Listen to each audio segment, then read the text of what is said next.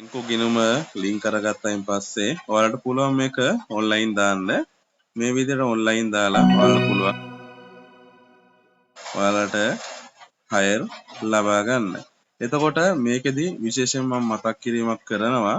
ඔයාලට පුළුවන් ඔයාලා කොහේ හරි ඉන්නවනම් ඔයාලා හිතන්නකෝ ඔයාලා ඉන්නවා කියනකො දැන් කෑගල්ල කියලා.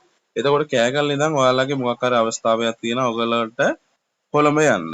එතකොට ඔයාගේ මොකක් හරි වැඩකුත් එක්ක තමා ඔන්න ඔයා කොළඹ යන්න හදන්නේ. එතකොට ඔයාගේ වැඩෙත් කරගෙන පික්මි හයර් එකකුත් අරගෙන යන්නේ කොහොමද කියන එක මම අනිවාර්යෙන් මතක් කරන්න ඕන.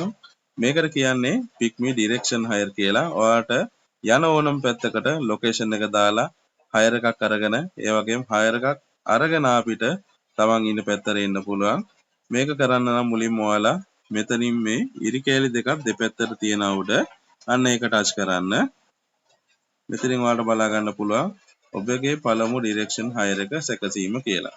ඔයාලට පුළුවන් මේක මෙතන තියෙන නගරයක් හෝ එක් ස්ථානයක් කියන එක සොයන්න කියලා එක තියෙනවා. මෙතනින් ඔයාලා කැමති නගරයක් දාන්න. මම දානවා කොළඹ කියලා.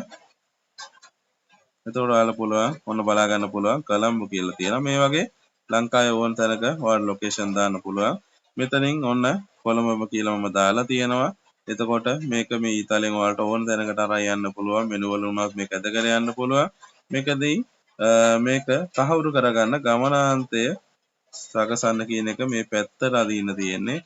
ඔන්න එතකොට ඔයාලට බලා ගන්න පුළුවන් මේකෙදී ඩිරෙක්ෂන් හයර් එක කොහොමද වැටෙන්නේ කියලා. ඒ ඩිරෙක්ෂන් හයර් එක වැටුණාන් පස්සේ ඔයාලට අදාළ පාරේ ඒ ඔබ යන ගමන් මාර්ගයේදී ඒ මාර්ගයේ තියෙන හයර් පමණයි ඔයාලට ලැබෙන්නේ.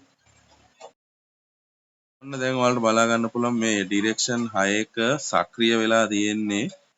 දැන් ඔයාලට පුළුවන් ඔයගොල්ලෝ යන පැත්තට 6ක් ලබා ගන්න.